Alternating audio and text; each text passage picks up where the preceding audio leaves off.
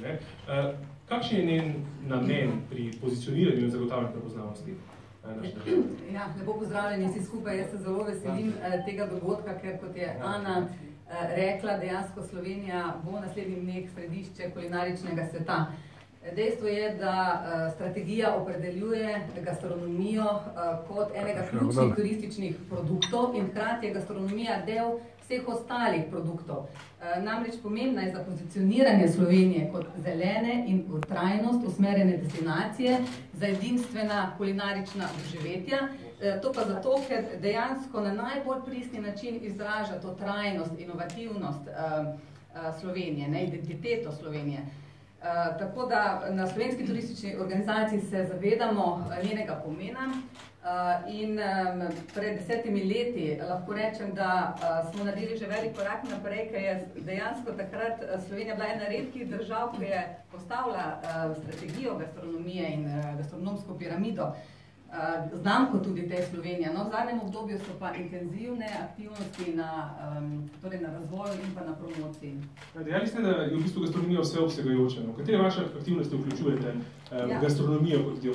Torej, dejansko je sestavni del vseh naših aktivnosti na 150 poslovnih borzah, sejmih, predstavitvah v tujini, študijskih potovanjih za organizatorje potovanj za novinarje.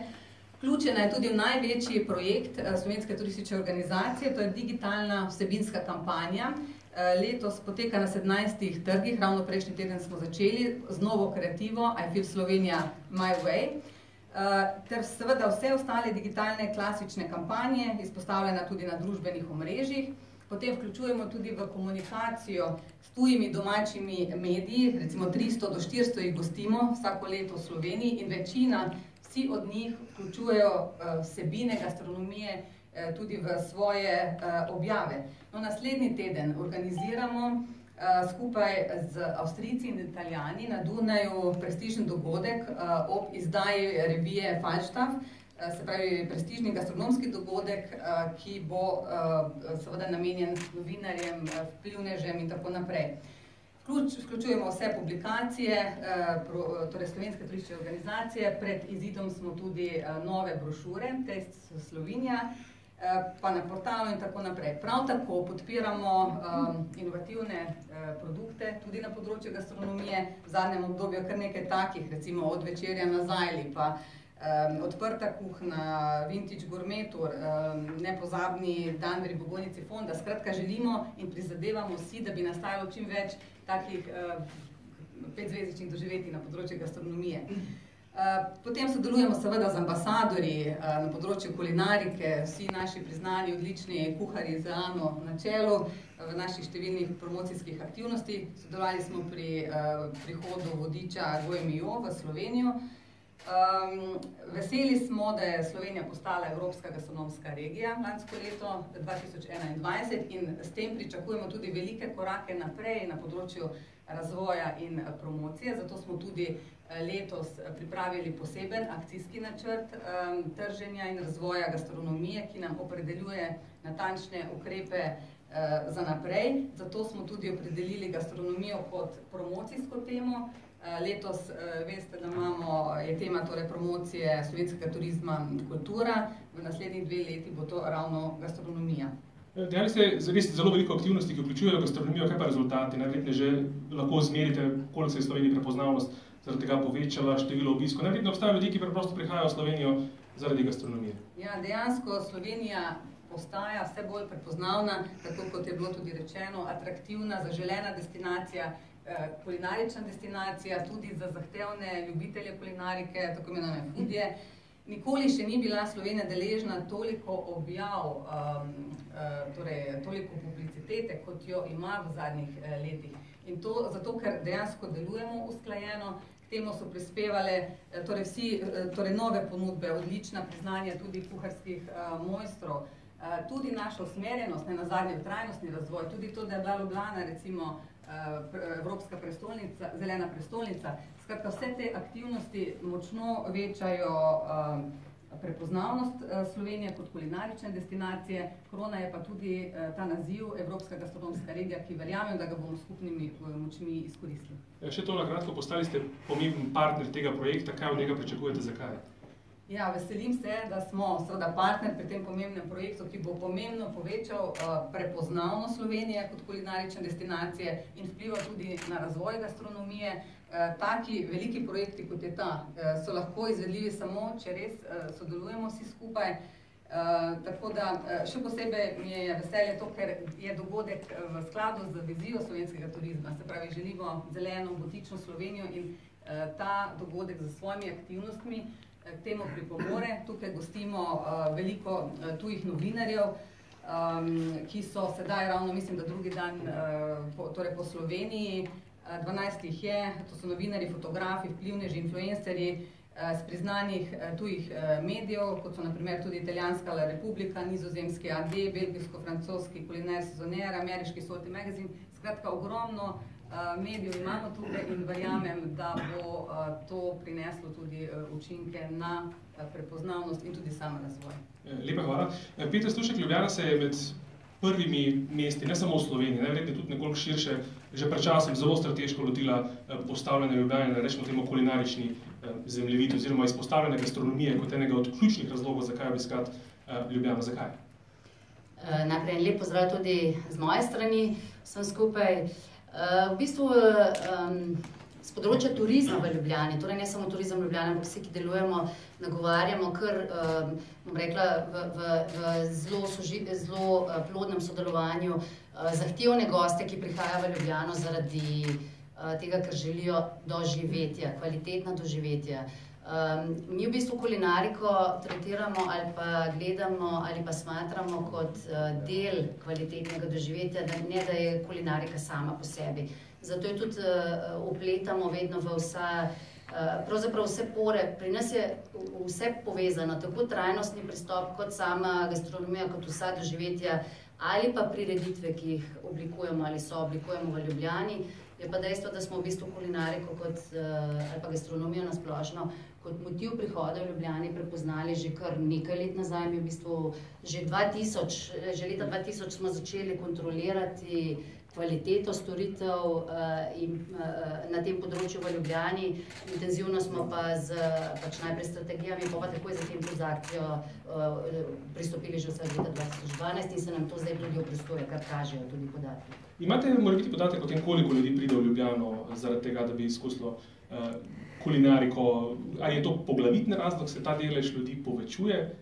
V bistvu izvajamo analize ali pa povpraševanja med tujimi turisti, kaj so njihovi motivi prihoda kar že zadnjih nekaj let.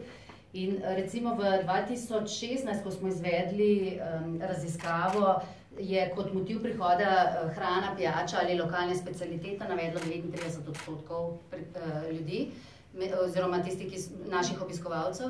Medtem ko 2 leti kasneje, torej 2018 lansko leto, ko smo naredili to isto ali podobno raziskavo, je pa kot ta motiv prihoda navedlo že kar 62,9%. Se dvakrat več. Se pravi dvakrat več, kar pomeni, da v bistvu ne deluje zgolj ta promocija, ampak dejansko ne deluje samo targetirana promocija, ampak tudi tako imenovano od ust do ust, ko se ljudje po družabnih medijih izmenjujejo.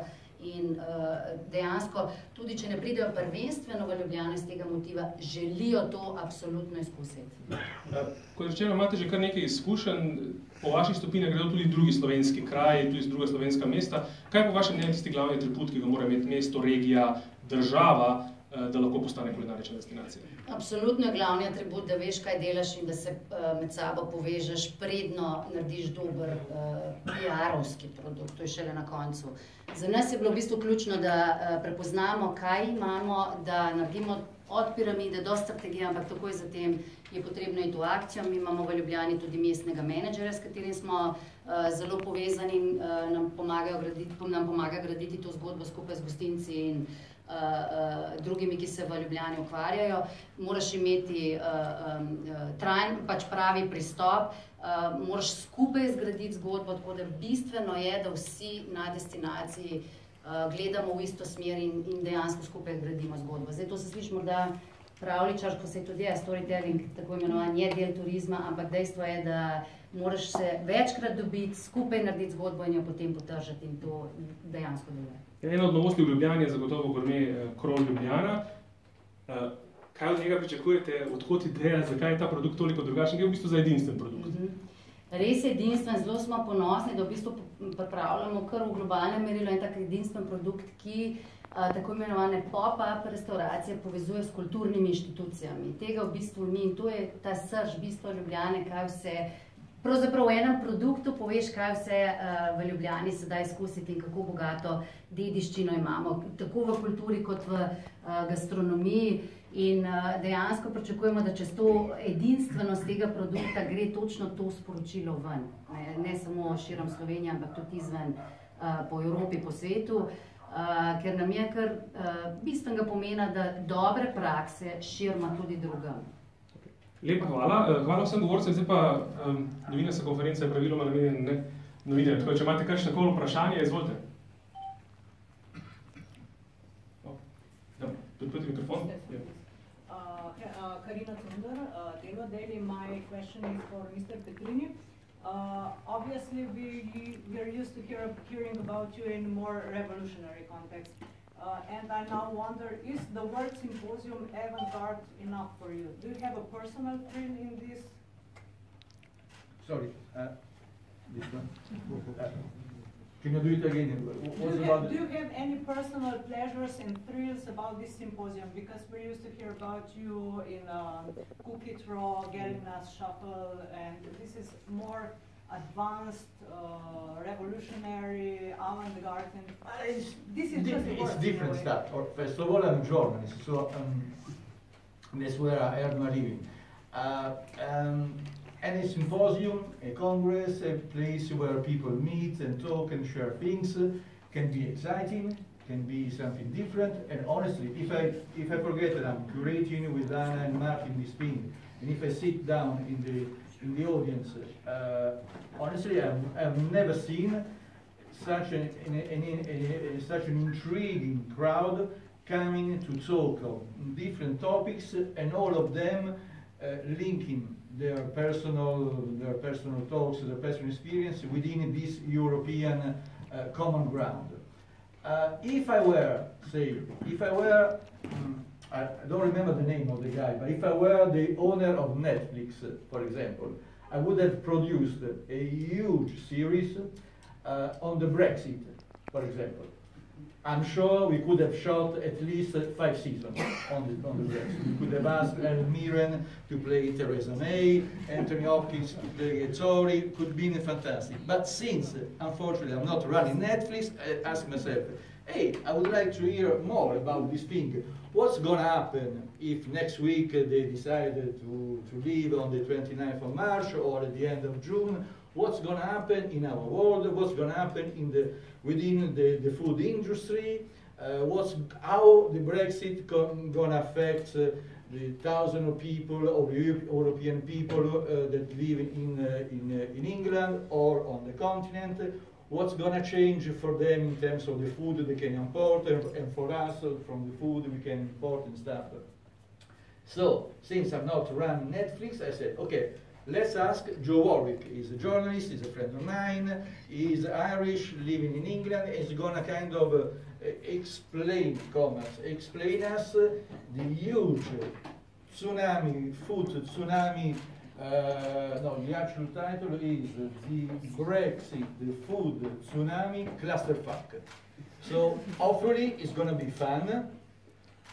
It's going to be interesting. We might learn something that might also, in a little way, help us to change or to readapt to what's going to happen if the British leave the European community.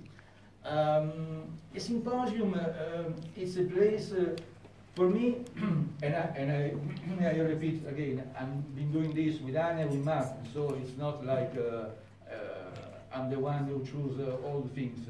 On the contrary, but for me, it's like when you run a magazine and you say, okay, For the May issue, we have a huge story on Colombe Saint-Pierre in Canada. We might need something a little bit more on the consumer side, another story.